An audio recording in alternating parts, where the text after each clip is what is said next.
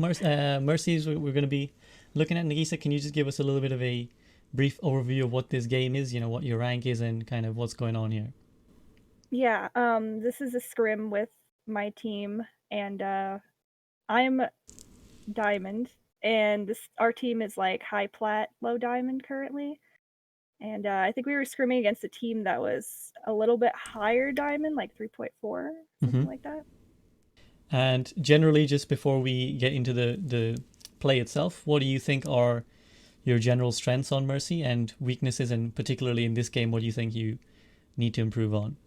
I think my mercy play is generally pretty good. I think that I'm not so good with like split second decisions on like targets like to fly to or reses if I don't. I mean, my reses are usually okay, but sometimes I do it too quickly, I think, Hmm. and it's not a good choice. Hmm. Um, I think I'm good with using cover. I don't know.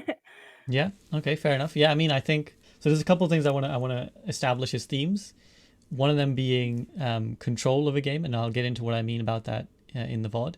But also, just generally, the main overarching theme of today will be getting more value out of Mercy, because you will yourself be aware that Mercy obviously, or rather, maybe it'll be more helpful if you can tell me why is it generally more difficult to get value out of Mercy than say a Ana in terms of rank. So why is it harder for a Master Mercy to assert herself more than a Gold Mercy as compared to a Master Ana versus a Gold Ana, for example?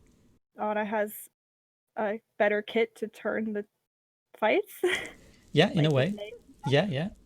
But specifically in terms of what kind of output you're giving. Oh, well, I mean, Anna has way higher heals, but I mean, is that Right. So I'm what I'm trying unsure what I'm what you trying to get at is mean. basically in that the difference would manifest itself in the number of shots the Ana hits, right? Like Oh, a Master Hana will hit way more shots than a Gold Ana and therefore produce more healing at the end of it, right? right, So it's easy to get more like easy quote unquote to get more value out of the hero the higher you go essentially, right? And the right, better you get. But of course with Mercy, the damage beam or the healing beam more accurately does the same amount of healing regardless of who's using it. So right, you as a Diamond Mercy don't have a direct way of getting more value out of the healing beam than a Mercy in Silver. So right, to get value out of Mercy, the higher you go, you need to add things to the game that aren't necessarily existent in her kit itself. So what that basically means in the end product is communication, decision making, and shot calling, and generally these will what will form what I'll call from now on the control of the game.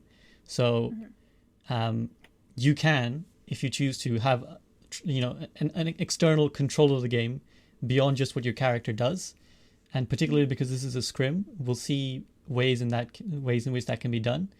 And just a point of note, Twitch, as we start to play this video, the comms are not in this video itself, but Nagisa has a different VOD, which I'll just quickly split to here, which is the perspective of her teammate Farah, which does have the comms. So we'll watch this POV of Nagisa to start with, and we'll see her actually play. And then later, when we want to discuss comms, we'll shift POV. So we'll just start here now, and we'll get to talking.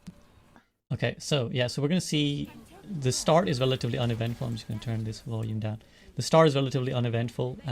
You're just poking a little bit. But the first thing I want to talk about is vision. So I'll say that for now, and you tell me once I pause it later, and we'll go back why you think I'm talking about vision as a problem. So just watch the first 30 seconds or so till we reach a first problem point. Okay, so just generally, nothing's happened yet, but I would say that I can already identify a little bit of an issue with vision. So what do you think I mean when I say that? I'm not looking around enough, Yeah, yeah, or yeah. Basically, in a way, yeah. So basically, now when I play this, I want you to look at where your screen is basically focusing. So as I got play it. this, Okay. right now we're looking at a shed. Okay, so Hmm. that is you're a little bit you're well. I'll identify the theme later, but yeah, again, so here you're again looking at a shed. Now you're looking at the enemy team. That's fine. But again, we're back to looking at this shed. Now you're looking at your widow. That's good. But again, we're kind of our focus is if we look at where the crosshair would land, it's probably somewhere like here, right? Hmm. And this is still okay because you can see a general picture. But basically what I'm trying to get at is while you're flying at your Pharah, you're just leaving your camera to be wherever it so lands. And this is generally a theme as well, is that I'd like you going forwards to push yourself a little bit more in terms of how active and dynamic you are in game. Right now you're being quite autopilot. You're just kind of, because your Pharah is the one in the sky and doing the shooting, you're just letting her kind of do her thing and you're just damage boosting her. But try to still be active. So if you're looking around a lot more, I'd like you to be basically looking at either the enemy team or your team, and basically always keep your camera in a position where you can actually see what's going on, and it'll make more of a difference later when we'll see, because the vision will affect your decision making as you get into the game. So right now, nothing is really eventful that's going on. You get a first pick on the Bastion. That we'll just talk about. I'll just pause that because I want to talk about that as well. But does that point about vision make sense? Yes. Yeah. So if you're looking at more things, you'll have more information to make good decisions. Now, next thing we want to talk about, Guardian Angel. So generally, your Guardian Angel use is very good, but there's a couple times where you kind of, again, I think autopilot is the theme here. You autopilot your usage of Guardian Angel, and it lands you in trouble occasionally. And partly this is also the fault of your Pharah, whose positioning is sometimes suspect. But we'll see here that when your Pharah rockets up, you Guardian Angel, but you also you don't stop it, right? I assume you have your Guardian Angel on hold and not full blast. What do you mean? Because there's settings on the Guardian Angel, right? Like you can, I think, right? And you can kind of go all the way, or you can use it as a hold and end your Guardian Angel early. Oh yeah, I'm trying to remember. I changed some settings for like super jump, but I don't think it's on hold. I think I just tap it again to stop.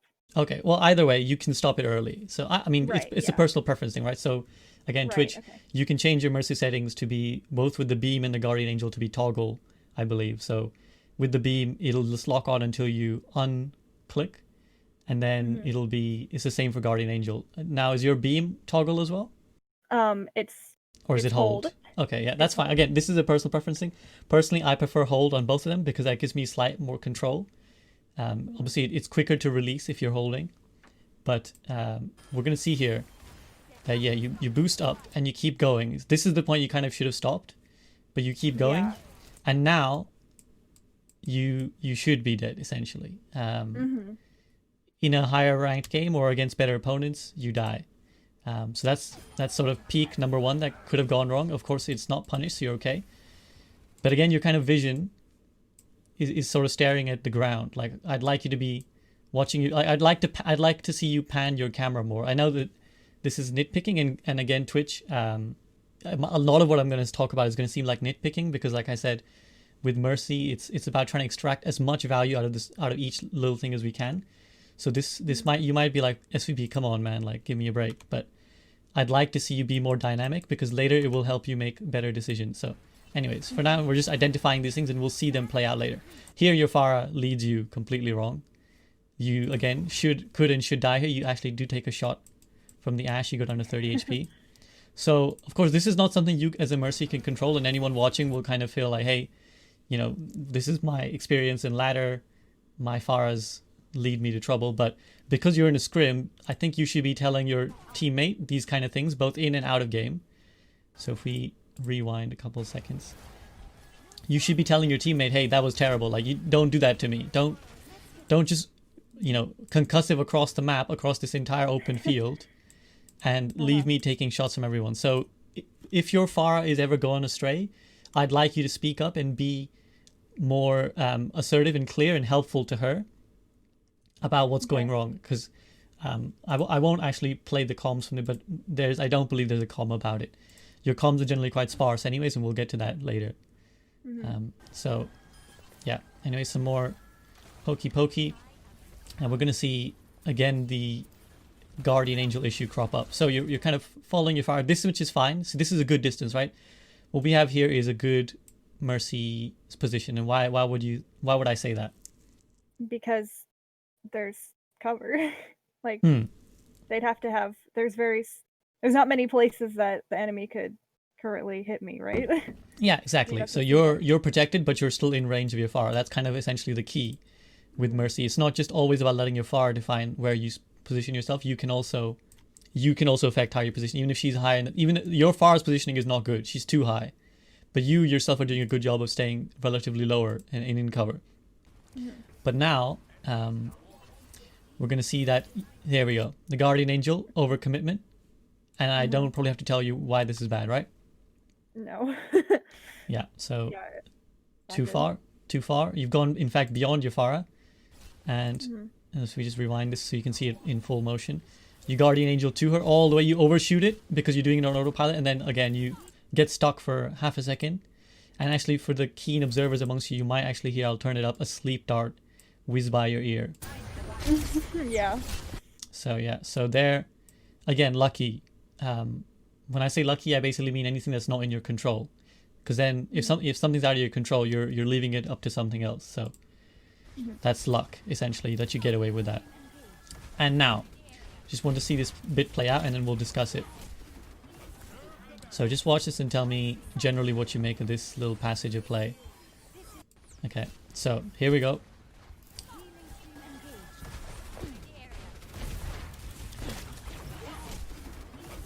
Okay, so any sort of quick feedback on what we see here? So after this Guardian Angel goes in, your Pharah dies now.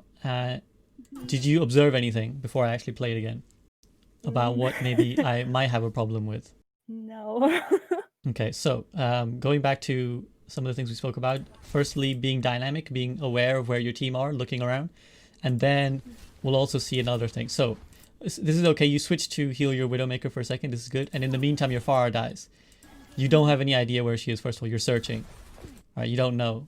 So this is because you're not dynamic enough with your camera. Essentially, you're not kind of you're not really aware. You Guardian Angel away from your Pharah, and now you've completely, like, basically you're not looking around. You don't have any idea where she is. So when she dies, look how long you kind of spend looking for her, right? So that's another, like, this is again really, really nitpicking, but it's like 2 seconds. You're like, huh? Here? Where? There? What?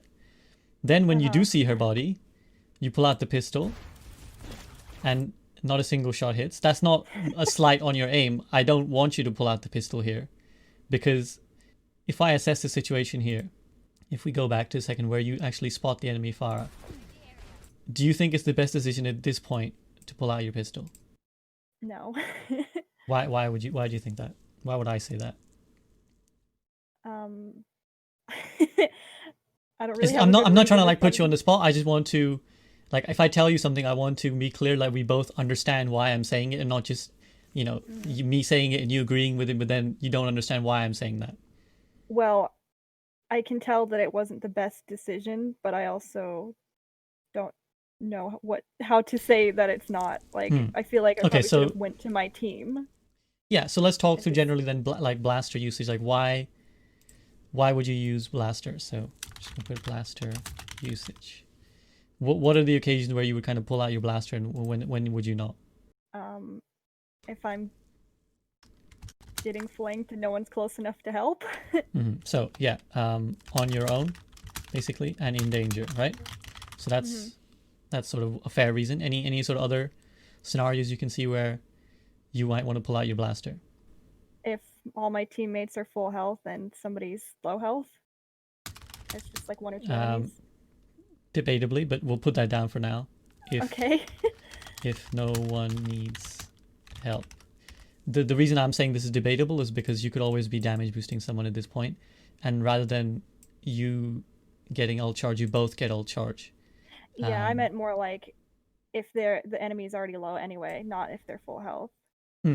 Well, I mean, even then, I guess even then, but I mean, we'll get to that more. There's examples of that later, but okay, we'll leave that for now. And then any other scenarios you can think of? Not really. I mean, I do sometimes do that if I'm in Valk. I'll pull out my pistol if there's like a widow my team can't get to and I can get behind her, or if I can get behind the team with Valk above them and kind of distract them so that my team has an opening. Yeah, okay, so basically I'll summarize that as if you were in Valkyrie and there's a high value target, right? That's so like a Widowmaker your team isn't dealing with. Now, even of what we've spelled out, does this scenario tick any of these 3 boxes? No. Right. So there you go. So you understand why this is a bad decision. You just Right. didn't have a conscious understanding of it. You knew, but sometimes it's helpful to say these things to yourself. So in this scenario, there's like 5 members of your team like just out of shot, and you're being hit by a Pharah who I guarantee you, if you're both of equal aim ability and skill, I guarantee you she kills you faster than you kill her. And on top of that, there's far more benefit to be gained from just damage boosting your Widowmaker or anybody else to kill her faster rather than trying to take it upon yourself. And as we saw, you know, your shots do nothing. That's not a flame. Like, I would do the same. I'd probably miss all my shots. And then you kind of waste precious seconds doing nothing, essentially not contributing to your team. So in a different scenario, maybe this Pharah kills someone else or kills you, right? So there we kind of got away with one. Now you res your Pharah, and you heal your Widowmaker, and then we're going to see in a second your Pharah is going to barrage, and this will clean the fight up. So that's, yeah, here we go. She barrages, she gets a nice barrage. Now at this point I'm going to go talk about Mr. Dodger says number 4, trying to BM a player who's been annoying you. That is also a potential reason to pull out your blaster, but I can't in good conscience recommend. Now we're going to go switch to the POV of Nagisa's Pharah, and I'm going to just talk about the comms for a second. So this is the other aspect that I wanted to discuss about what you can do is Mercy. So there's a lot, I mean, I could just go through your Pharah's VOD and do the same thing, but I want to skip to the point where she barrages. Here we go, that's here. And I want to talk through what communication goes on in this build up to this move. So we'll go from where you end up in that bad position. So this is the bad position that you end up in, right? Where you Guardian Angel too far. Right. So we're going to see the comms that you guys make in between that time. I'm just going to let it play. They have a widow Pharah. And then asleep. Alright, 4 seconds to a shield. Excuse me. Pharah's behind, Pharah's behind, Pharah's Pharah's on my behind. side. Nice. Pulling. I'm low. Catch you up. Oh, it 6 bounced. seconds. 2. Let's take a back corner, back a little bit. Widow dead. I'm pushing. I am with a Val. I'm on barrage. You do it. Do it. Okay, so any immediate thoughts of what you can think maybe is lacking in either the comms of your team or you personally? In that I little didn't say that I passage. was going to go for that res. Yep, that's a good one. So why do we communicate when we're resing? Because the team is going to have only one healer for a few seconds. Yeah, exactly. And you know, maybe you need protection at Or a point as well, right? protection, So exactly, good reasons to communicate. You don't do that, which you recognize. So, okay. Anything else? No. Okay, so I believe they start with a Bastion and then they switch to a Widowmaker, right? Is that correct? At this point, Yes. listen to the comms of your team and then listen to how your team responds to the call that's made. They have a widow Pharah. And then asleep. So the call goes out that there's a Widow and a Pharah, right? Now, does your Pharah, or in fact anybody in your team, change what they do in response to that call? I want you to pay attention. In fact, it'll be very quick. Alright, 4 seconds. What went wrong there? Stayed pretty much out in the open. Right. So when the call went out, in fact, I believe it might have been your Pharah who made the call. When the call went out that there's a Widow Pharah, or was it not? I think that was our widow. Okay, so someone calls out that there's a Widow and there's been a switch to a Widow. Your Pharah has absolutely no reaction to it. And this is going to be systematic of some of the comms on your team, is that you're often making comms and absolutely not listening, but not that you're not listening, it's that you're not appreciating what that call is trying to give you, like that information that the call is trying to give you. So at this point, They have a widow Pharah. immediately when you hear there's a Widow Pharah, oh well, the spawn room is right here. There's no way the Pharah should continue to go right. They should continue to go left. And if she doesn't realize, it's on you to help her realize this, right? You are seeing exactly where she goes. Of course, at this particular moment, you're panicking because you've gone too far yourself. But you should be, if your Pharah isn't doing it, you should be telling her. And so she gets And then done. asleep. Alright, 4 seconds to a shield. So she gets done. And then, Pharah's like you behind, said, Pharah's on my side.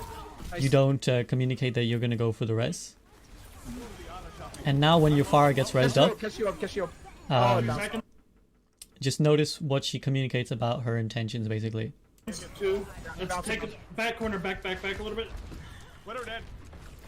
I'm pushing. I almost have Val. I'm gonna barrage. You do it. Do it.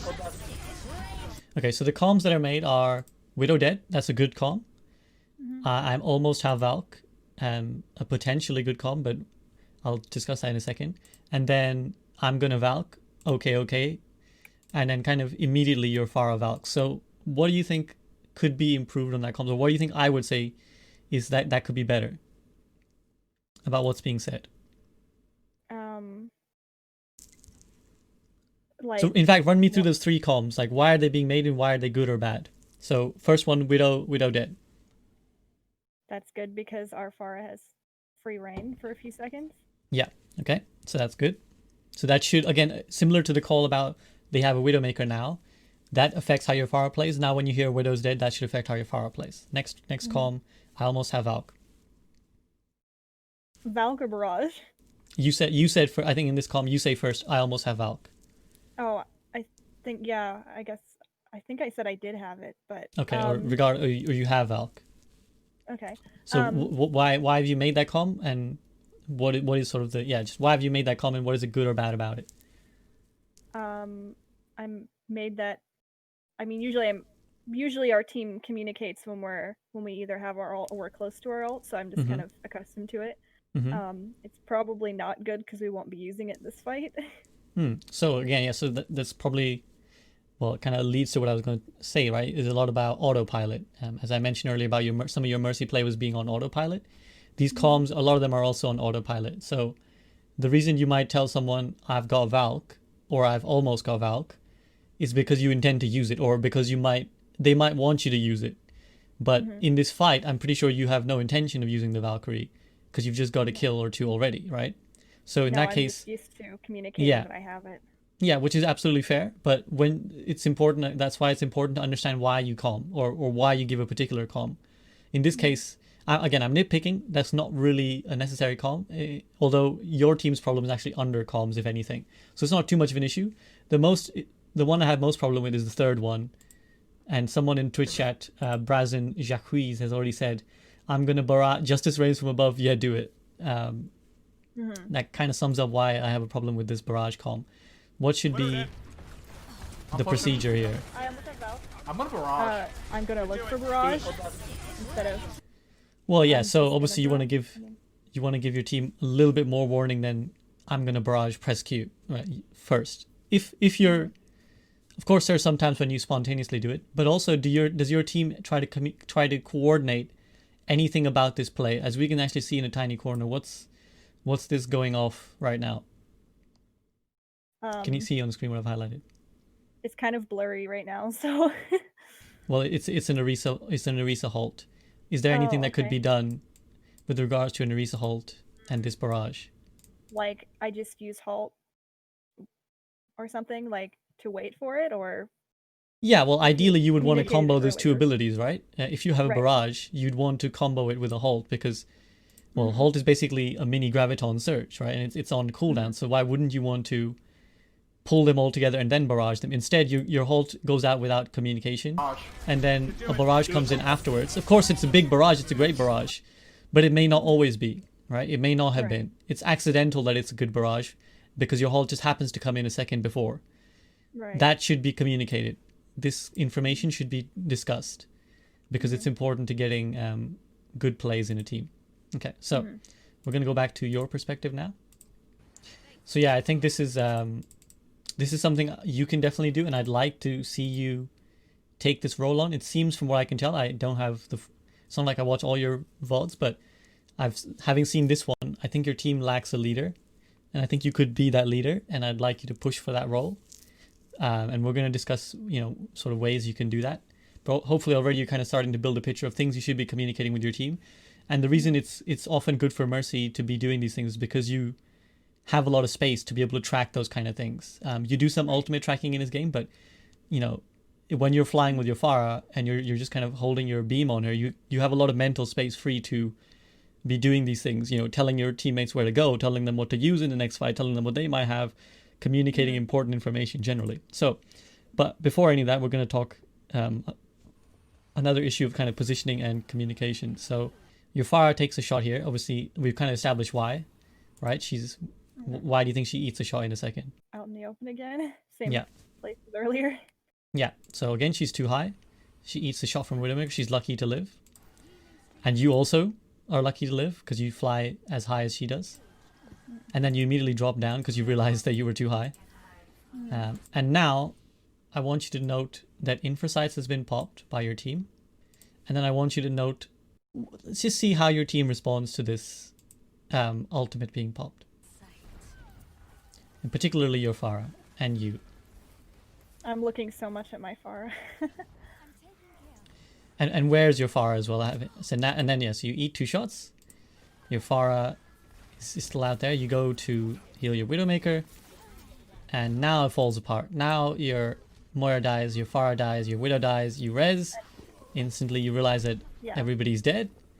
And now that's basically a lost fight. You try to run away, then someone probably tells you to die on cart, so you Valkyrie back or Guardian Angel back and you die. So this all stems from the Infrasights. From the minute that you pop Infrasights. And your lack of... So remember what I talked about autopilot and being autopilot on things like the comms of the Widowmaker. At this point you've popped Infrasights. Your Farah knows exactly where the enemy Widowmaker is, and that's the only person she should be essentially worried about killing her. I mean, obviously the enemy Farah could do it as well, but realistically, this is the person to watch out for. Does your Farah have any response to this Infrasights being popped? No. Right? What does she do? She flies even further out in the open and further away from her team. So look at the angle that she's potentially giving the Widowmaker.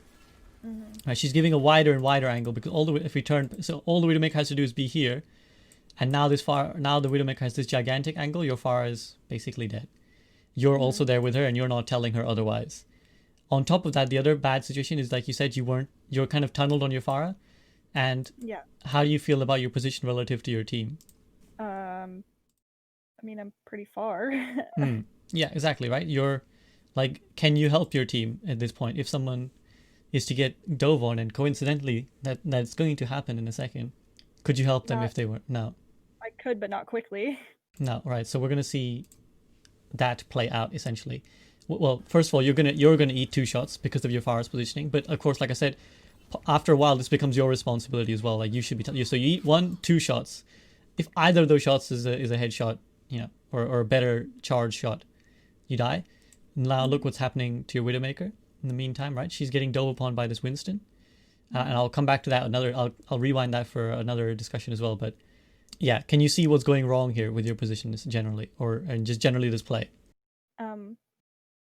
Like what we've just discussed so far. I mean, not going on what's going to happen. What we just spoke about here: the Infrasights, the positioning, your positioning. Yeah, I mean, I went too high, and I'm too far from my team. If I was next to the building more, like the other building, I would be closer to them, and I'd probably still be able to put my beam on the Farah. Yeah, and of course, like I said, you can be guiding her, you can be telling her, no, come back. You're going a little bit too far. And like I said, your team doesn't really respond to the Infrasights. Now this monkey jumps in, and he's gonna pick on your Widowmaker, as monkeys like to do. And so you kind of rush to save your Widowmaker, and in the meantime, your Moira gets slept, someone gets slept, and then 2 people die, 3 people die, and obviously I don't need to tell you about this res. You know, it's a bad res, but. So that's kind of that aspect of the fight is that, but I also want to talk about, so this is where we're going to talk about control in a fight and control in a game. If you're an in-game leader, obviously you're trying to control the game, but also as Mercy, you can do that actively with your abilities as well, right? So let's talk Valkyrie and what is generally a good time to Valkyrie. So just run me through when you think Valkyrie is good to use. When you want your team to push the enemy team, you can pop Valk for damage boost. Yeah, so when you want your team to push. Yeah. When you want to kind of keep the tempo of a fight, I guess. If people are getting kind of low but not really low, you can use it to heal them and save a fight, or at least keep the tempo. So another way of phrasing this would be, what is Valkyrie good at? Like, what is Valkyrie good for? So you kind of alluded to it there, but what is it? What's it strong at as an ultimate compared to, let's say, a different support ultimate like Transcendence? I mean, like mass damage boost. Hmm. Mass heal too for everyone, but I think mass damage boost is the best, isn't it? Yeah, and in terms of sort of philosophically, basically, the difference between, for example, Valkyrie and Sound Barrier and Transcendence is that Valkyrie is a lot longer, right? It's a lot more spread out as an impact of an ultimate, compared to Transcendence, like burst healing for a short amount of time, right? It's like 7-8 seconds of burst healing in a small area. Valkyrie is like, you'll probably know the timing better than me, but like 15 odd seconds of consistent healing and damage, right? So it's much better as you've just said here, controlling of the tempo. So it's much better as a preemptive ultimate than a reactive ultimate. Is that fair to say? Mm-hmm. So why would we kind of say that? Because I'm not. Well, really let me sure think about it this way. If let me put it this way: if they graviton, and you pop Transcendence, that works well, right? Why does it not work well if they graviton and you Valkyrie? Because the healing is too slow. Exactly, right? It's too late, right? By that point, it's too late. The Valkyrie won't have the same impact because it's, like I said, it's slow and spread out. So if you use it reactively, it's not going to do much. If one of your teammates is dead, you're already missing one person you could be damage boosting or healing at the same time, right? So yeah, generally Valkyrie usage is great before a fight starts. So at this point, I would recommend you Valkyrie. I recommend you Valkyrie, one, because you're out of position, so it can the speed will allow you to reach. So, we spoke about why wouldn't you be able to help your team? You said, I would be able to, but slowly. Well, the one advantage of Valkyrie is you increase your speed as well, so you get here quicker. And it also helps you get out of this bad position, because remember, you kind of took, in fact, we see it here, you've taken 2 shots. And to top it all off, they've just hard committed to this fight, or at least this Winston has. So once you know the enemy team is committed, it's a great time to use Valkyrie. And actually, if I rewind this now, the other thing I want to comment on is how little your team punishes this Winston. Here he comes. He's just hard committed his jump. He's gone super deep. And actually, when I play this again in a second, you'll see how close his nearest teammate is. His nearest teammate is not even in the frame right now. It's not even in the frame. And that's how deep this Winston has gone. And yet none of you actually turned to punish him. So this is speaking more of a macro element for your team to discuss when you look back over this VOD. None of you responds to this Winston jumping your Widowmaker in the backline. Your Pharah could easily have been closer to her team to punish him, and all of you could have turned and killed him because he just committed his primary cooldown, his jump, deep into the backline. But do you kind of get why I suggest you Valkyrie here? Yeah. So just sort of talk me through why I'm saying it would be a good time. I mean, I can get to my team faster, like you said. It's before. I mean, the Winston has committed, so that means the team his team will probably also follow. So I can vow to kind of keep them at bay before they really push in. Yeah, exactly. And remember, so control, right? What I was talking about earlier, control. That gives you will then have complete control over this fight. You are healing everybody, you're damage boosting everybody, and you've decided the tempo of the fight. You've decided the Winston has gone in. So this should be, going back to the talk about being the leader for your team, this is what I mean. You see that the Winston has committed the jump. We'll go back and we see it from your perspective. You're actually looking at the right place this time. So you're looking, we'll see when the Winston, here, you see him. Mm-hmm. This should be in your mind. Guys, Winston just committed his cooldown. Press Q.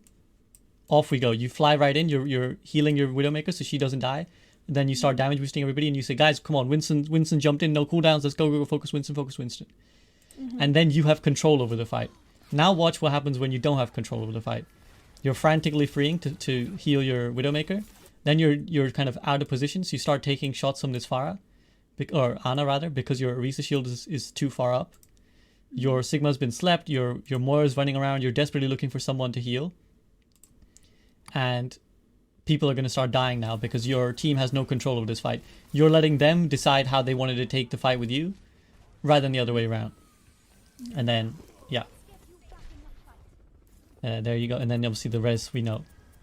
In Twitch, Merop is saying, what about situations when opponents commit ults? Yeah, same principle, right? If they've committed an ultimate, then you know they're committed. And if you think that popping Valkyrie will swing the outcome of the fight in your favor, then you would do the same. Now I'm going to nitpick again. So I'm going to nitpick your Guardian Angel usage to the absolute minutia, because I believe in you and I want you to squeeze every drop of value out of Mercy that you can. Tell me if there's anything that could be done better with your Guardian Angel usage. Okay. Just coming out of spawn. We're gonna let it play for a few seconds.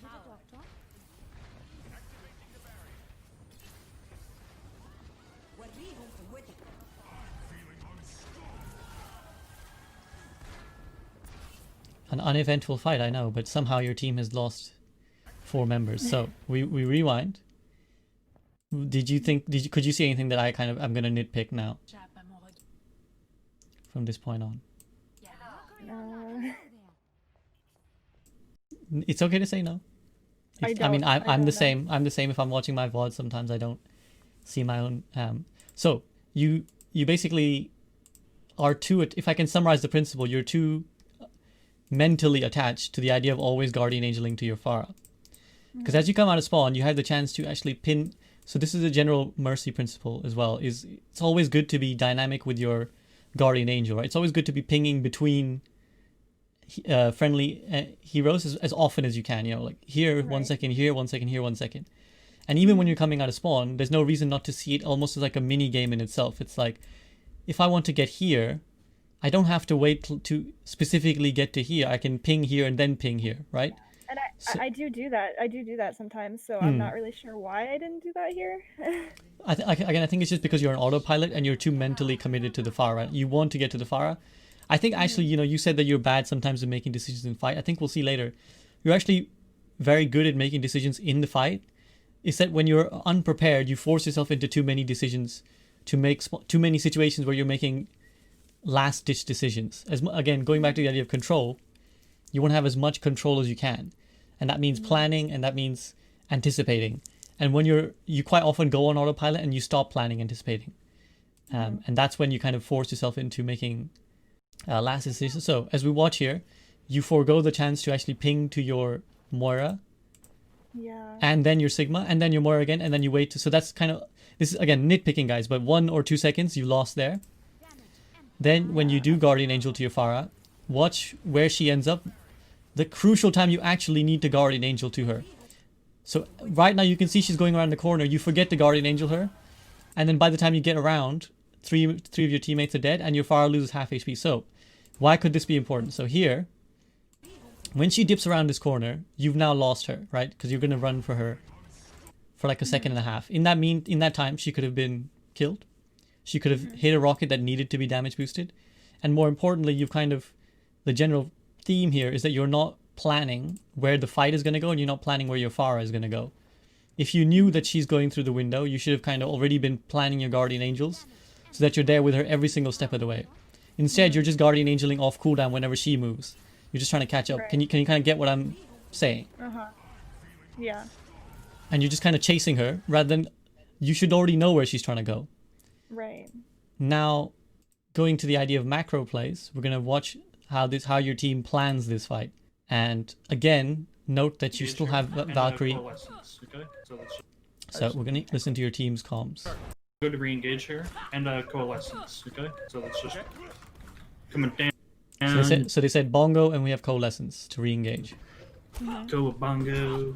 Yeah, I didn't mean to use sights. They're gonna have sights here in a moment. There it is. Okay.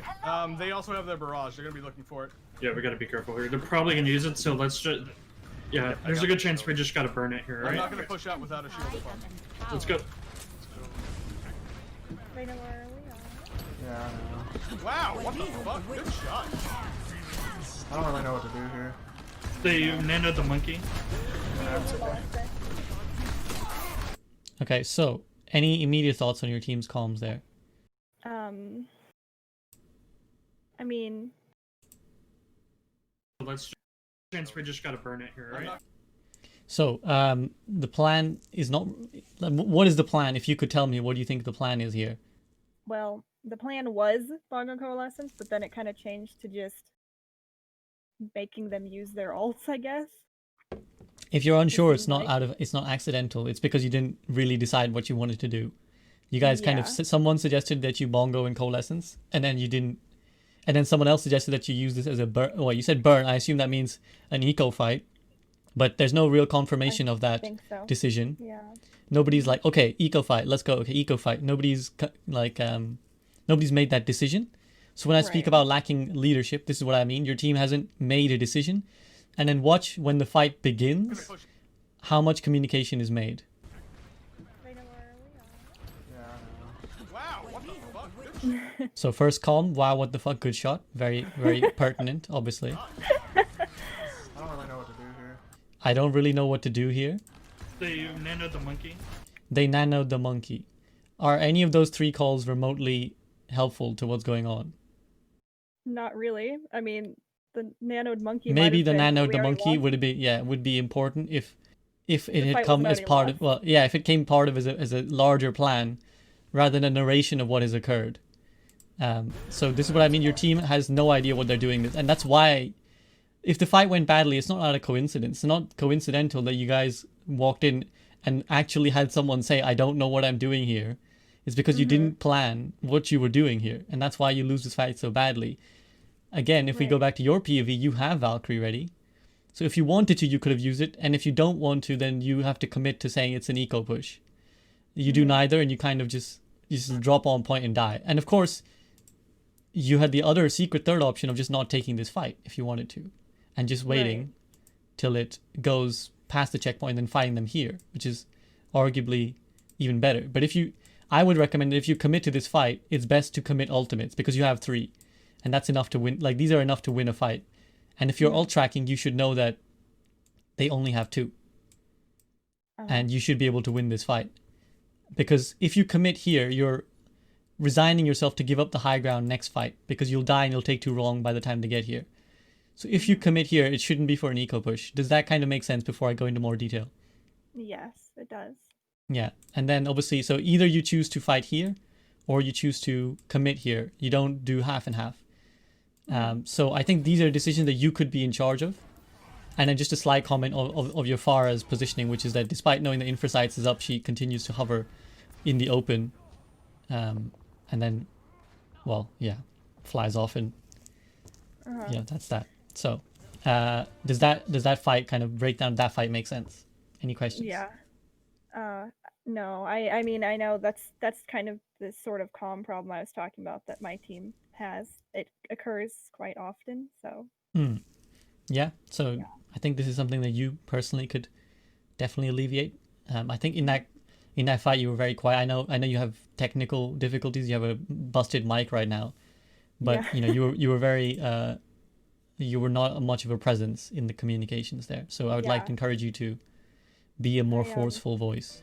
Your Mora gets domed, and then you Guardian Angel, and now you get stuck in a bit of a position. So nitpicking, like I said, but what was wrong with that Guardian Angel? Can I see it again? Yeah, we're gonna go through it again.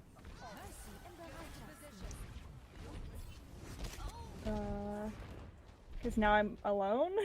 Yeah, right. So I went into this room. you did it again. You autopiloted your Guardian Angel. Did you watch here when that more actually gets hit? Did you even need to Guardian Angel? Well, we'll see here in a second. No, you can heal her already from where you are.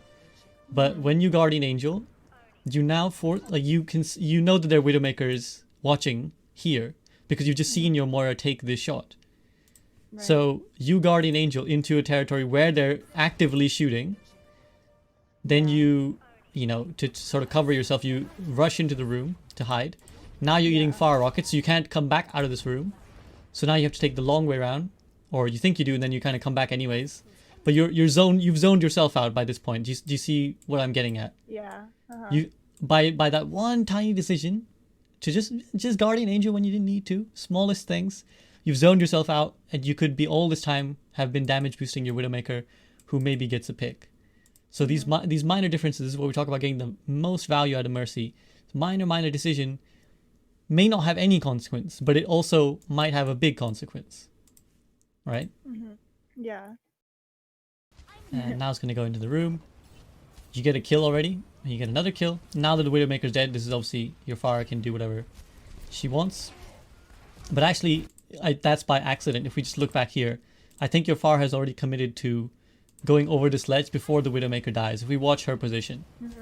So she's already here by the time the Widowmaker dies. So I don't think it actually matters to her that the Widowmaker's dead or not. So that's just something to tell your Pharah, hey, don't do that. Don't take me around. Like, your life is on the line too. It's not just her. Like, don't take me around this way when there could have been a Widowmaker here. And even then, it's still a bit of a risky position, right? You don't want to go that way. But more importantly, if we're going back to you, well, I want to focus on vision again. I'm just going to play this little area back again. And now that we've talked about it before, you should hopefully get it should be easier for you to see in this next clip. I'm just going to let it play now about your vision.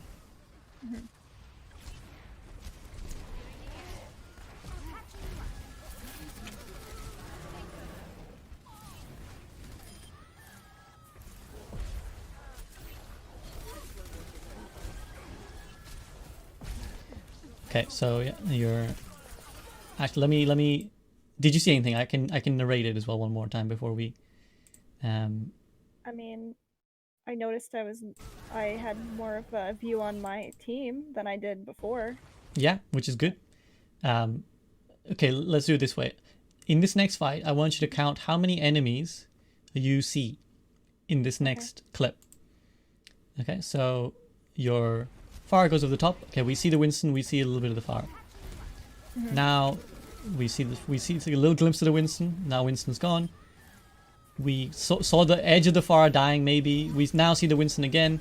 We're now focusing on Widowmaker. And now we see, oh shit, there's an Ana and a Moira who've just pushed the payload, or a Mercy, who've just pushed the payload nearly to the end, and there's an Orisa on the payload too. So, in that fight, you have good awareness of your team, but that's half the picture. Right. You're in a position where you're in the middle anyways.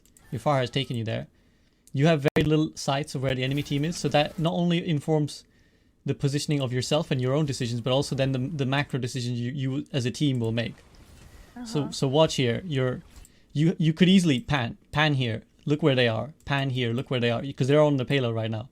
Pan, right? Look around for information. This is good. Like this is a good response. When the Winston jumps, you should be looking, and then you're back for your Pharah. This is fine. But now you've lost track because you're not kind of actively thinking about where you're looking. You're responding to stimuli. You're just kind of, and again, going back to the idea of control, because you don't have a full idea of where everyone is when this fight starts. You're just going to respond now to stuff as it happens. So, oh, Winston's jumping. I need to heal someone. Oh, my Pharah. Where's my Pharah? Oh, I need to heal Pharah. Someone, I need to heal someone. Someone's there. Okay, I need to heal Pharah. Oh, Winston's on my team now. I gotta heal this Widowmaker. Oh no, they're on the payload. Okay, I gotta help my Moira. I gotta help. And now you're helping your Moira. So when you're, like, your actual responses are good, but you're giving yourself such little time and reaction time, or like time and information to make these decisions, that you're making it harder for yourself, unnecessarily harder for yourself. So, yeah, let's just go back. We'll play this one more time. You could have so much more control over this fight if you just kind of have a better picture of what's going on. If you notice that the payload there is sneaking underneath you all this while, and that there's vulnerable characters there, and that your Widowmaker was getting dove on by the monkey. But these responses are very good. Every time you see a critical character, you're instantly there to heal them. So your actual responses are very good. And of course, you know, I'm sure, in a critical situation, always keep your fellow support alive, which you're doing. Yeah. But does that make sense what I'm saying? Yeah. Any questions on that fight? It's a one fight, but... oh, here we go. We're going to see the example of the blaster pulling. Again, back to nitpicking. Do I approve of this blaster pulling? No. Why would I say that? because I could be damage boosting someone else. Mm-hmm. And let's have a look at the health bars here. What could be going on potentially in this direction specifically? Your Pharah is basically one Winston jump and punch away from death. Mm-hmm. And if she dies, you either have to wait for her to come back from spawn or you have to burn res on her. Mm-hmm. So, you know, you've got ultimate, so you could be helping your Pharah build this ultimate. And you could be keeping her alive, more importantly, where she might have ended up dying. So you can see the Winston is alive all this time and your Pharah is on 1 HP all this time. And now you see her on critical HP and now you heal her. So nitpicking, and this is a personal preference thing. I recognize that some Mercy players and some Mercy coaches will be very happy with blaster pulling. I'm not. I'm on the side of like, don't pull your blaster unless you absolutely have to, because the value of damage boosting someone is equally good. So just a small thing there. But any questions generally about what we just spoke about in that fight? I don't think so. Now, you might have heard the Winston jump in, heard the Orisa pop supercharger, meanwhile your Pharah is dogfighting again. The Winston commits Primal Rage now, there Winston, this is, he kills supercharger, there Pharah barrages, she gets a nano, and now you press Valkyrie, and your team is going to now lose this fight. 2 members already down, they've got their own Valkyrie, they've got their own supercharger, and they basically slaughter the remnants of your team. So what will we say about your play personally there, and what will we say about your team? Let's just focus on you for the time. What would you say about your personal kind of play here? I mean, my Valk was way too late. I did it reactively. Yeah, right. And we spoke about this at the start of the VOD, right? That it's not the best ultimate reactively, but it's a great ultimate to keep control. So right. So if I'd done it right as they were pushing in, or yeah, right after I heard their first ult, it would have had a better chance. Exactly. So you're getting there now. So you see that at this point in a second, just right now, you're gonna hear probably the sound of the Winston jumping, and that's basically this should be this. If you were watching it, this should have been the trigger for you again, because there you go, the grunt came in, and he pops primal, so you know that they have committed to this fight, but it's like 5-10 seconds too late that you realize that they're actually going to take this fight. You then pop Valkyrie because you think you can maybe swing the outcome of this fight, but it's too late, as we discussed. They've already got all the advantages, you know, not only just player advantage, but they've also got a supercharger and their own Valkyrie up already. And you lose the fight. Why? Because you didn't have control over this fight. You didn't anticipate what was going on, and you personally didn't see it coming. Here, right here, the Winston has jumped in. He's committed his bubble and his jump. He has to die. You have to take this fight. You have to communicate to your team, guys, Winston no cooldown, he's jumping, we have to kill him. But you don't. Right off the bat, going back to nitpicking, what would I have a problem with here? Nothing happened yet. Damage boosting the Tracer? Yep. Why are you damage boosting the Tracer? I can think of an easy answer. She was the Pharah last round, and you haven't switched your mentality. You've got a Widowmaker on your team, and you're still damage boosting the Tracer out of spawn doors. So autopilot, right? This is clear evidence that you're not thinking about what you're doing. The minute the doors start, you should be on it, but you're not. And maybe that's a kill. Maybe that's a kill that your team doesn't get. So just bear these things in mind. Switch yourself on, particularly when you're playing a competitive, like you're scrimming. So you're signed up to play to your highest level. You maybe in comps sometimes you can switch off, but right. You're playing to win. Okay, so sticking on the theme of decision making and what your team is doing wrong, we're gonna see. Here we go. So the Winston jumps in, starts poking you. You fly to your Winston. You get a little bit of damage. The Winston runs away. You're kind of healing a couple people. And then we're going to see in a second, the Winston is going to... Here, he's back. You can see him prodding your back line. Comes in, runs away. Your Winston jumps. Here comes Winston third time. Third time he comes in, he's killing your Ana. Almost kills your Ana. You manage to heal each other. And now he gets away. So what is... Sticking with the idea of your team's general play for now. What is my problem with this passage of play? the Winston came in multiple times and was not punished for it. Yeah, By he's himself? he's basically feeding at this point, if I can be so blunt. So you're gonna hear him now. Here, he jumps around the back, and now he's on you. You kind of panic here, right? Is it fair to say you just kind of panic Guardian Angel to your Winston who's already running back towards you? Is that fair? Yeah. He then runs away. You haven't noticed that your Ana is the one most in need of help. Remember what we discussed earlier about the most important target in a crisis situation is your fellow support. So you don't Right. notice that your Ana is half HP at this point for a while. Eventually she gets healed up. Now the Winston's back. Again, he just runs past. He just sort of he does a wrecking ball almost, but in a budget wrecking ball. He just kind of walks through your team again. Second time. He's going to do it a third time. He jumps in. This time you respond correctly. You heal your Ana. And as long as you keep each other alive, there's no danger here, which is exactly what happens. You heal each other up. But still, a third time he gets away. Third time. And let's listen to your team's calls. I think you're going to hear... I don't want to. Somebody's over Monkey here. top right. Somebody's over here. Monkey top right. He jumps out. That's purple. Alright. I'm gonna take, Monkey behind. I'm going to take high ground. Monkey on cart. Monkey on cart. he got out. He got out. I'm gonna take this high ground here on the stairs. I'm going to take this high ground. And yeah, there's some, as Mr. Dodger says, someone's dying / having a party in the background. Actually gonna take the high ground right behind him. I'm actually going to take the high ground right behind them. Fucking moved him out. Winston in. That's your first calm. Torb hit me. Torb hit me. Monkey in. Monkey in. Where did he go? Where did he go? I hit him. Need some healing. I hit him. So, in any of this, again, what will we comment about these calms? They're kind of just they're saying what's happening, but we're not doing anything about it. Yeah, they're just kind of, you're essentially writing fiction at this point. You're just narrating the scene. You're just kind of talking about Winston in. Oh, I hit someone. Someone hit me. You're just kind of like, this might as well be a Overwatch anonymous meeting where you're just kind of like confessing to things that have happened to you.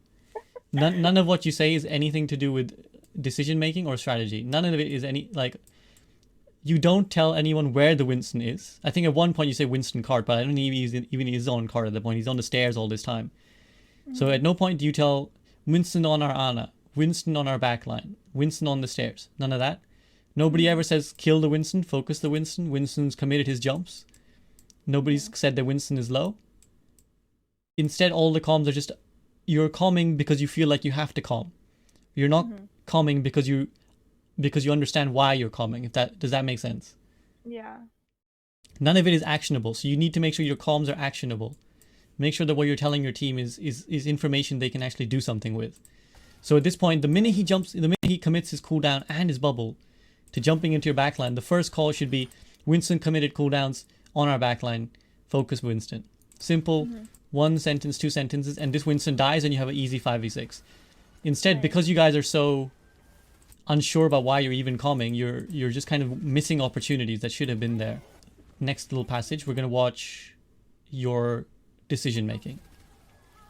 So your diva goes in and your Winston goes in. So you're healing your diva, you fly with your diva, you res, then your Widowmaker dies, and you, now I believe in a second we'll pull out your blaster. Here we go, Orisa's here. You get the kill on Orisa. Okay, fair enough. But now if we go back, I think immediately it's not easy to see what went wrong with that situation, but do you have any ideas? I stayed with my diva a long time. When I don't think she really needed it, and I was healing her when she was full health. So you did see it. Very well done. It wasn't easy actually to see that. I think a lot of people would have missed it. So what? Yeah, we're gonna be a little bit critical. So watch how much healing you get done in this fight. So Nanoboost goes down on your Winston. Now you're healing your diva. full HP. Healing, healing, healing. You're not even damage boosting her, right? She loses 1 bar. Healing, healing, healing. You res the Tracer who her res cooldown's already up. While you have Valkyrie, your team is actually taking a fight and they're about to pop Tac Visor. So we'll dwell more on that in a second. By the time you return, your Widowmaker's dead. And note that you've probably healed about 3 bars of the Diva's armor for the entirety of this fight. Why? Because you are not anticipating. Going back to the idea of control, going back to the idea of anticipating. Look who's nano boosted. The Winston. Who's going in? The Winston. Who do you want to be pocketing at this point if you pocket anybody? The Winston. Yeah, exactly. You should anticipate these. Like this should be your immediate response. Hey, if he's nano boosted, he's the one who's going to be doing the work, not your diva here.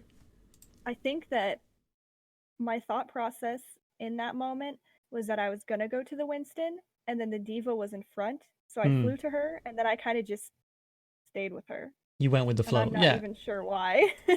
Yeah, you went with the flow because it happens. It's like, because you're an autopilot. So again, the same things are cropping up, which, like I always say, is a good thing.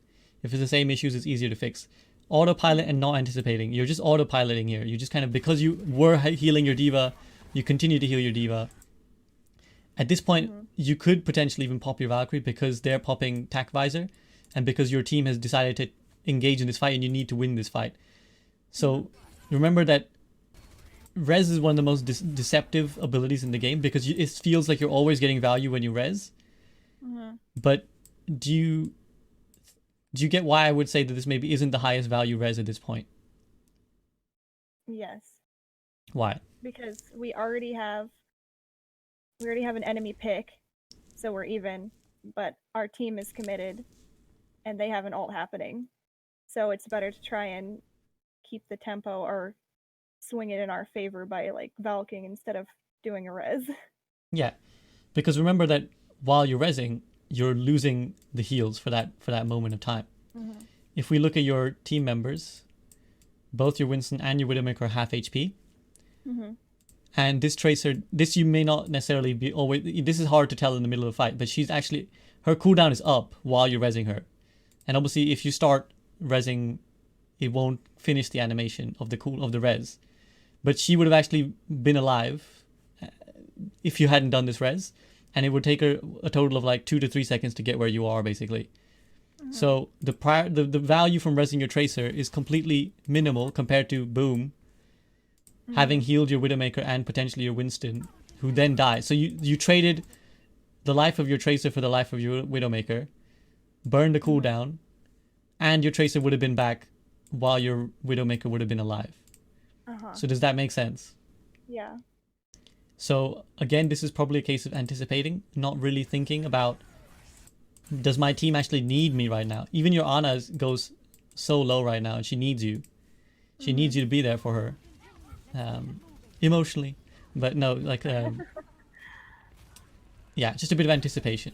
This is nice. You confirm the kill. I think in the voice comm someone says Arisa low. So this isn't, this I can accept because you didn't, it wasn't just a random impulse that you pulled out the blaster. Someone said Arisa low and no one else was around. So yeah, our Ana said anti for the Arisa and that she was low. So I knew she was coming out at least. Yeah, so that I will not begrudge you. So again, so you when we watch this next fight, you know everything that you're gonna do wrong, but you're gonna do it anyways. So you're anticipating this next fight, right? You've gotten yourself in a really nice position. You're hiding around this corner, so you can't get dove upon, you can't get shot.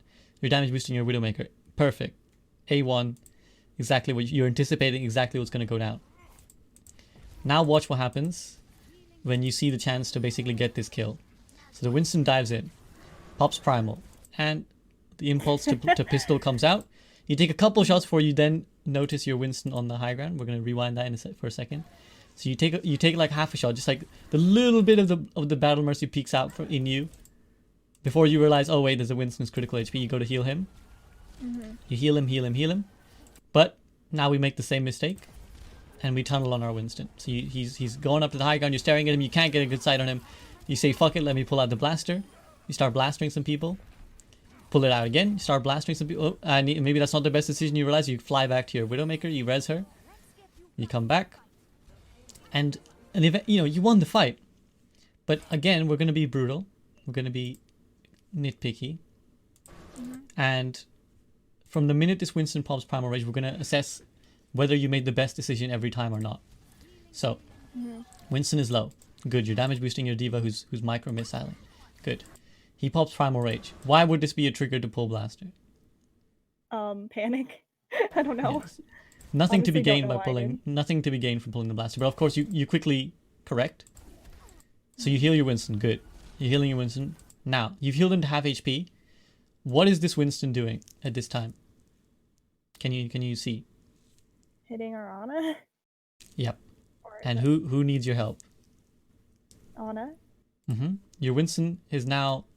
So it's sometimes deceptive with tanks that even when they're half HP, you think, oh shit, they're half HP, but his half HP is already more than Ana's base HP, Right. and she's already getting targeted and hit. On top of that, he has Primal Rage. You don't need to heal this Winston anymore. Your Ana needs you. You need to prioritize the target. So actually, when we go back and we look to your response about pulling the blaster out when he Primal Rages, the double reason why it's a sin per se is because when he pops it, you should be worried about where he's going to go with it, and where he decides to go with it is your Ana. So you're at this point, rather than chasing your Winston, who's gone too deep anyways for you to follow, you need to target prioritize, and realize that your Ana is the one who most needs help and is most in trouble. In the meantime, your Widow also dies. So this time blastering, this is what I mean. It'll sound like I'm nitpicking. I'm like, why are you blastering, Nagisa? And you won the fight. And you're like, what do you mean, SVB? I won the fight. But this time blastering is time that your teammates were dying, and time that you didn't prioritize the right course of action. So again, anticipate. You anticipated the start of the fight. You knew what was going to happen, but then you forgot when the fight started. You stopped and actively thinking about what was going to go on. Does that make sense? Yeah.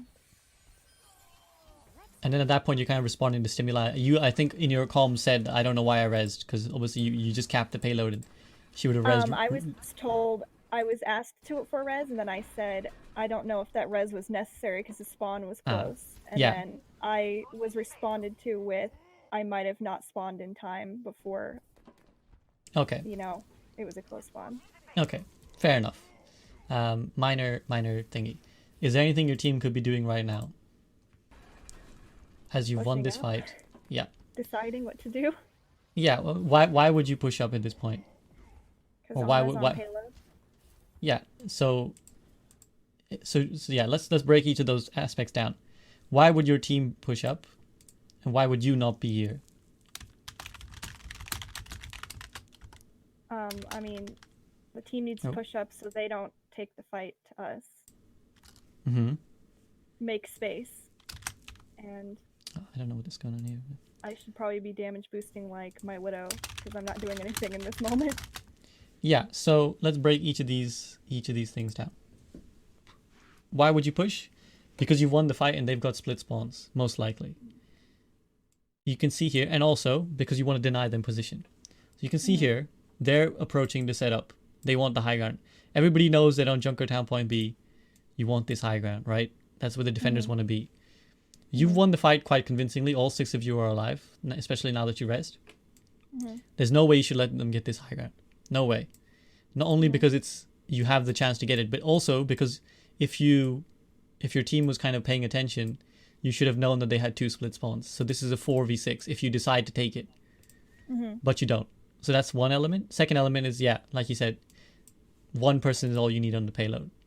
I know it's like in ranked, everybody wants to be on the payload all the time, and you want 3 people on the payload all the time, but actually one person is plenty, because it's more important to get the position and win the fight than it is to push slightly faster. Right. So as you Guardian Angel back here, you should have been encouraging your team to take this fight, to take this high ground. Instead, your team is just kind of chilling, and then look at this position here where you are. You're here because you didn't anticipate to get to your Widowmaker. Bam. This shot has your name on it, and you're lucky you missed, because your team is too passive and because you're out in the open. Right. So it's a close call, and now your team decides to fight a little bit too late. They kind of half engage it. But they're just waiting. They're letting the enemy team take all the time they need to set up.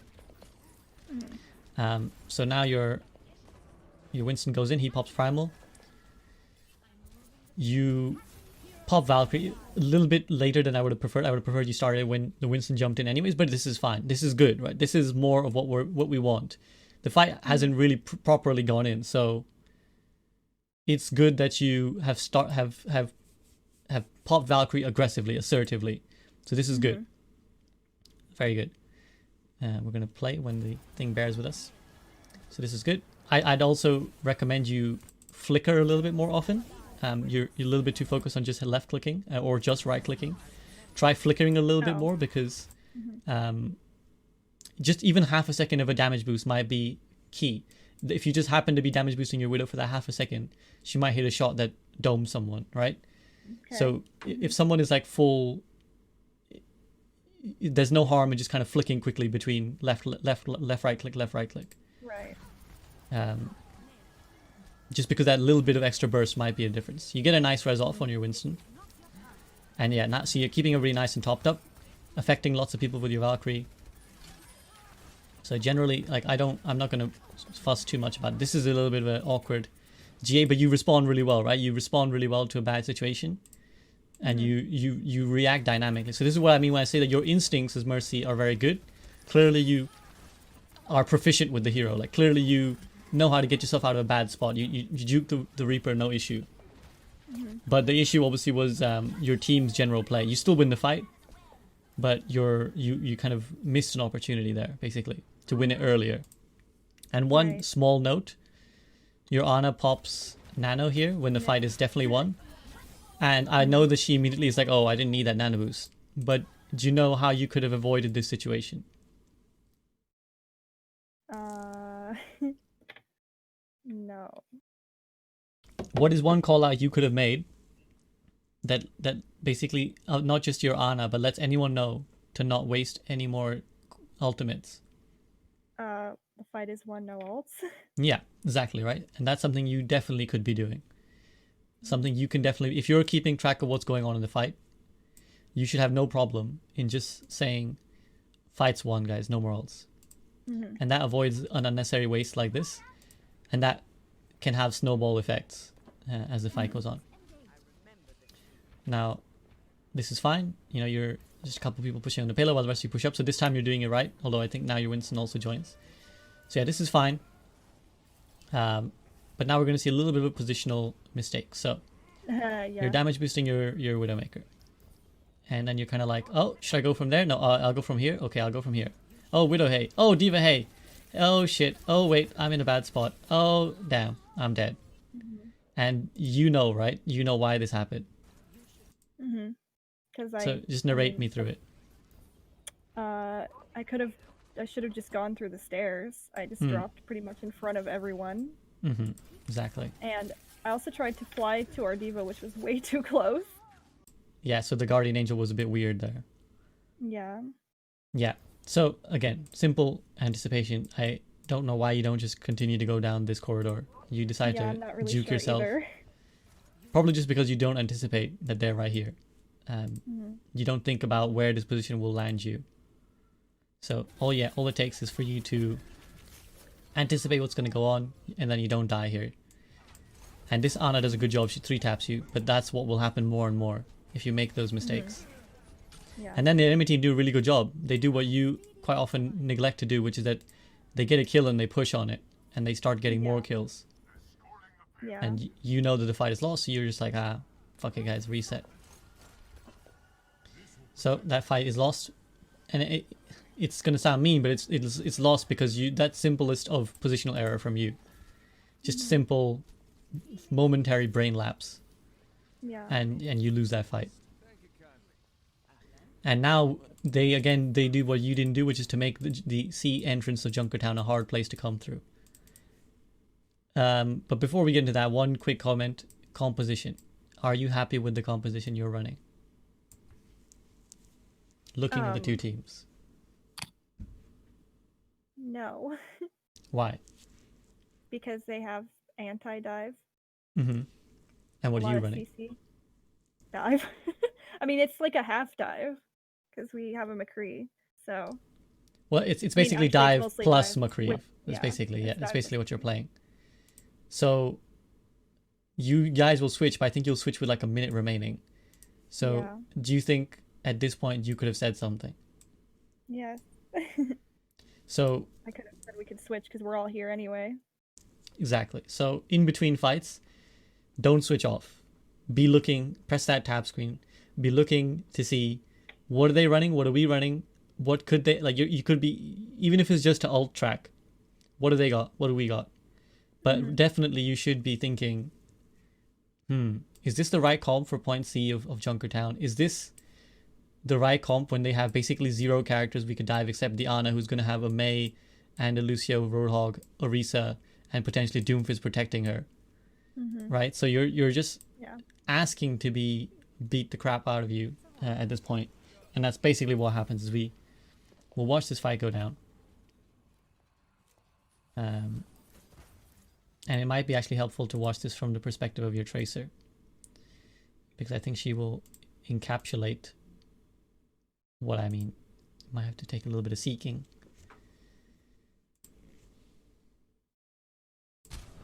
Okay. Yeah, they've got May Doom now.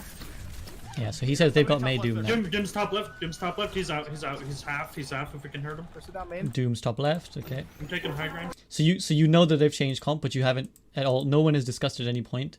Should we change? Your tanks are. So immediately when you hear about a compositional switch, you should be considering that maybe you need one yourself, right? But you guys don't. The hog is right stair. Alright, yeah, Hog is on the right side. So they say hog is on the right side. Oh, this is when they lose you. Okay, so we'll skip that quickly. But so you know for quite a while that you have lost, or that you're gonna lose the compositional battle. So yeah, like I said, they push in on this fight. We'll just skip this. Okay, next fight's about to begin. They have both tankles. Chains down. So you say they have both tankles. Is this correct? This is correct. So your tracking is good. Let's play. Pulse on Ana. Okay. So your traces is I'm gonna pulse the Ana. No hook? Hog no Hook hook. bam. You guys call out that the hog has no hook. They pop nano boost and they wall off you from the high ground. So you're all corralled into this corner. Is this a good idea? Being in that hallway, you mean, or? Yes, considering your composition, considering their composition. No. Why? I mean, if the Doom were to come in, it's a small hallway. You can pretty much almost guarantee a kill, and the wall can completely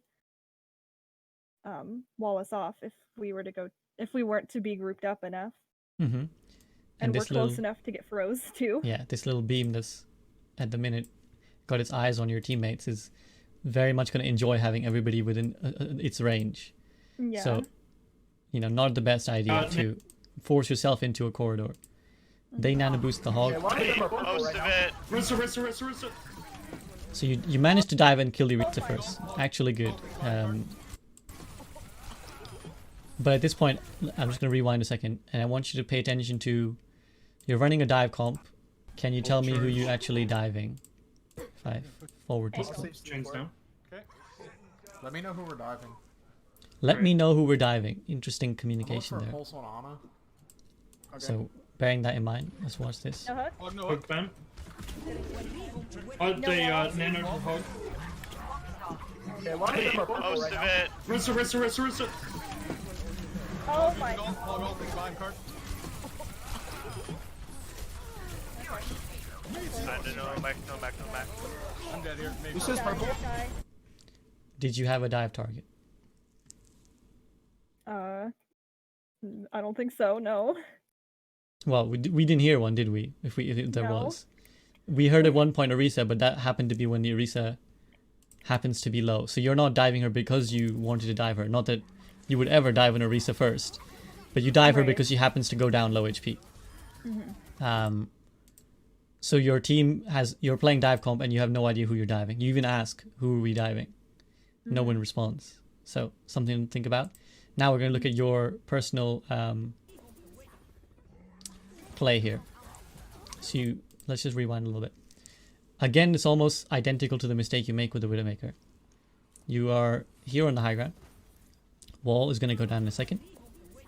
And you are damage boosting the diva or helping your diva. And then why do you drop off this high ground? Because now you put yourself in a terrible spot. Again, look at your reactions. You're somehow managing to live for way longer than you feasibly should do. You're adapting on the situation. At this point when this wall goes down, you have absolutely no need to drop here. You can continue to heal your diva from up here. You know this. Anticipate the situation. Instead, you're going to float down to her, put yourself in a bad spot, and then when the hole hogs, he's like, oh damn, a mercy, juicy. And then he just focuses you, pushes you out of the range of the window so you can't get back. And then he's desperately trying to hit you. Eventually, someone comes in and intervenes. The Doomfist finishes you off. So your team is not playing their comp to why your team isn't playing the comp the way the comp is supposed to be played, and you're not anticipating the things you could be doing. Does that make sense? Yeah. Any questions on that general so far? No, I don't think so. Okay, so your team switches now to a Sombra and then a Reinhardt. So what is the thinking behind the Sombra play? I'm not sure. Maybe hacking the Doomfist. Okay. I don't know if there was much beyond that. So it's not like a strategy you guys have consciously thought about? No, that switch was kind of...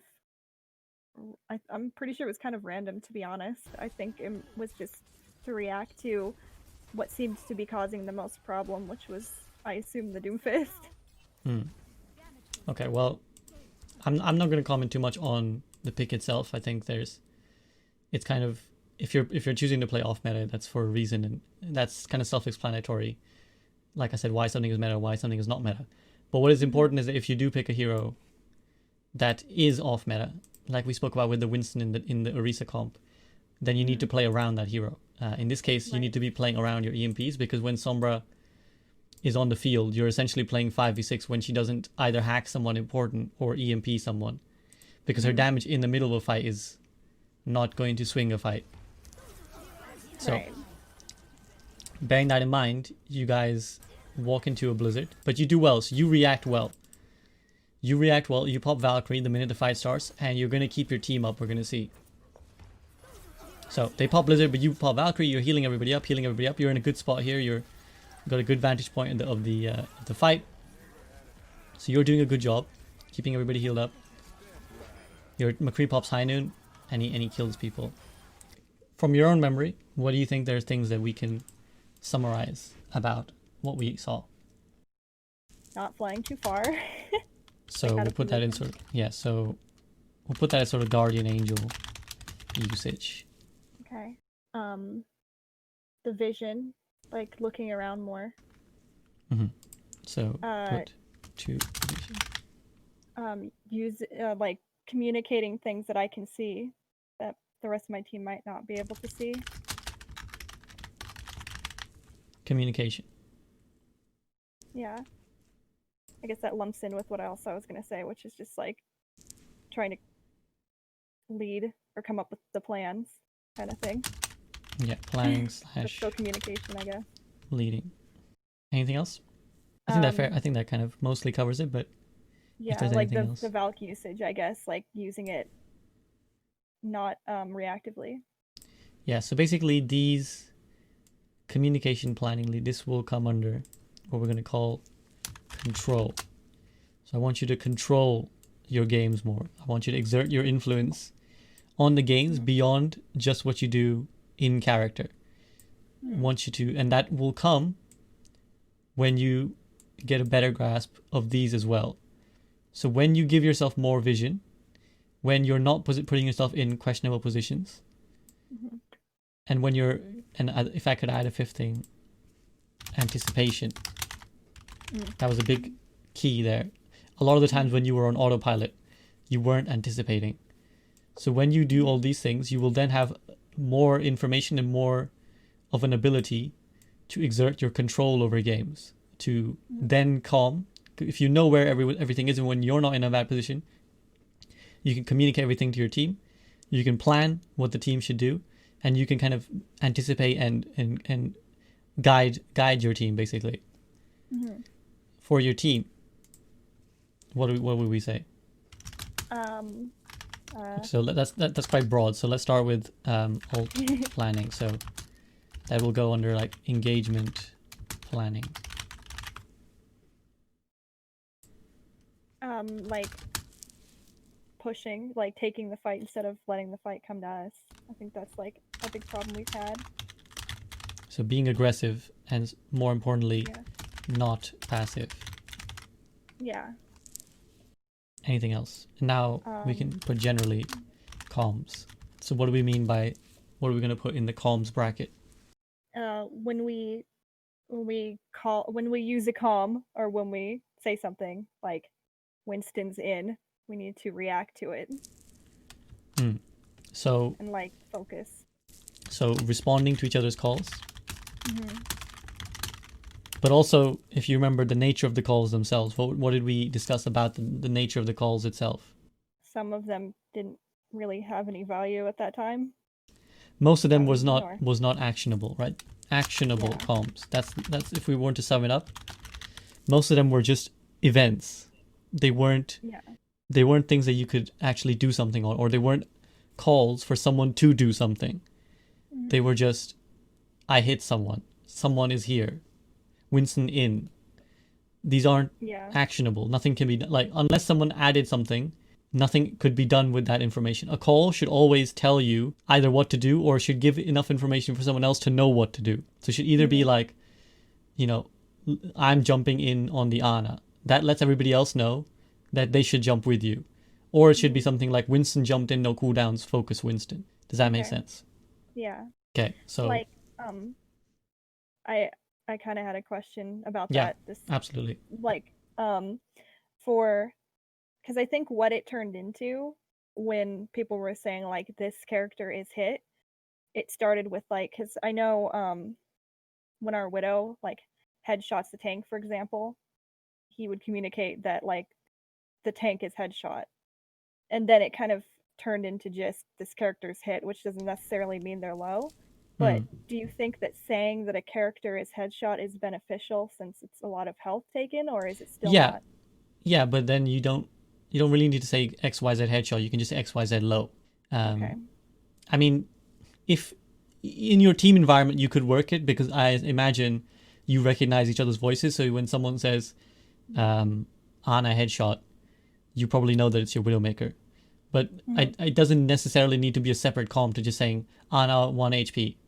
Right, Ana diveable, like Ana low. If like, for example, if I'm playing with a Genji and I know that a character is literally like one hit away, I will tell them that XYZ is dashable, because that lets my Genji know that if he commits that one cooldown, he will get the kill and he can get out. Right. So give information to your team that is helpful. If you feel like saying headshot works for you, then that's fine. But I don't think it needs to be specifically different to just saying Ana low, Ana one hit. Right. Okay. Okay. Any other final thoughts then before we call it there? I don't think so. Okay. Well, I think that's everything. Well, thank you for, being brave enough to put your VOD on blast, essentially, for analysis for the second time. It's very, again, I have to reiterate, guys, it is not easy to have yourself VOD reviewed in public. It is incredibly nerve-wracking, and it shows a level of bravery. So commendation for Nagisa for doing it, and also very good play, I should say. I spent this 2 hours, whatever, criticizing you, but I should say very good play. Thank you. Like I said, it's just minor things that we need to tweak, and I think if you push them, you will. I believe in you. I believe the Medal Cup MVP will be able to reach that next threshold. Okay, so thanks for joining me, guys. Thanks for joining me, Nagisa, and hopefully you found this helpful, and I shall catch you guys later.